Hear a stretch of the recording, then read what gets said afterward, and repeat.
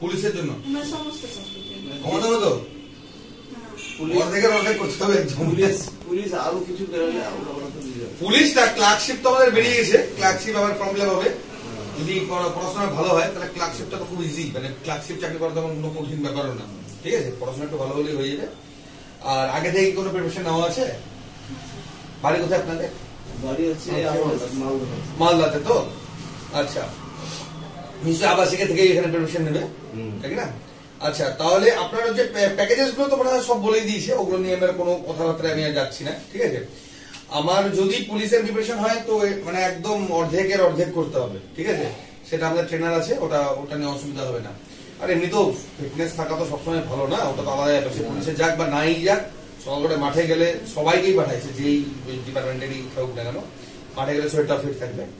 আর পুলিশের গেল এটা তো আলাদাই চলে গেল। মেইনলি দেখুন, আমাদের যদি কম্বাইন্ড লেভেলের যে প্রিপারেশনটা হবে না, আমাদের কম্বাইন্ড লেভেলের প্রিপারেশনটাতে শুধুমাত্র পুলিশ বলে ব্যাপার না, সে আমাদের পুলিশের যদি এসআই লেভেলের হয়, বা আমাদের যদি ধরে নেন ক্লার্কশিপের যদি বলুন, বা ক্লার্কশিপ বাদেও যদি আমি ফুড এসআই বলুন, এই ধরনের যে কোনো কম্পিটিটিভ এক্সামই আমাদের এখানে কভার হয়ে যাবে, কোনো কিছু বাদ থাকবে না। যদি আমি একদম ফ্র্যাঙ্কলি বলছি, যদি বাদ থাকে সেটা থাকবে আমাদের WBCS এর মেইনস লেভেলের যদি বলেন, ওটা আমাদের বাদ যাবে। ওই লেভেলটা আমরা ফলো করি না, ওটা আমরা করি না ফলো।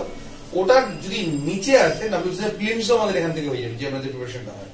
বা যে কোনো মিসলেনিয়াস বলেন, ক্লার্কশিপ বলেন, ফুড এসআই বলেন, যে পঞ্চায়েতের যে সকল রিক্রুটমেন্ট গুলো হয়, যে রিসেন্ট আরো এক দাদা যে রিক্রুটমেন্ট ছিল, সব কমপ্লিট হয়ে যাবে, নেক্সট কোনো।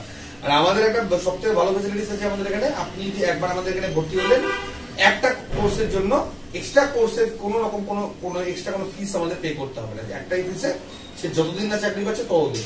আর আমাদের বইগুলো তো দেখতেই পাচ্ছেন, যা বই লাগবে, যা যাবতীয় সব আমরা এখান থেকে প্রোভাইড করবো।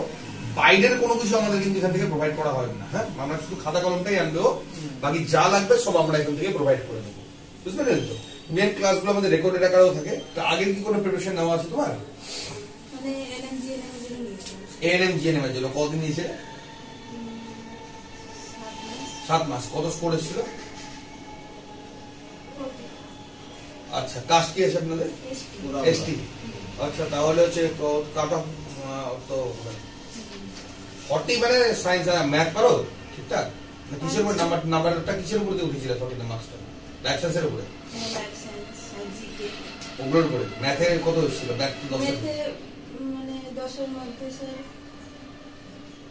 5 4-5 মার্ক। আচ্ছা, ওগুলোর ম্যাথ খুবই ইজি হয়। তো কি করা চাইছেন, ওই কোর্স প্রিপারেশনটাকে রিপিট করাবেন না নতুন করে কম্বাইন্ড লেভেলের প্রিপারেশন? দুটো কিন্তু একসাথে হবে না, দুটো পারবে না। জিএনএম এনএম এর সঙ্গে আবার এগুলো হবে না।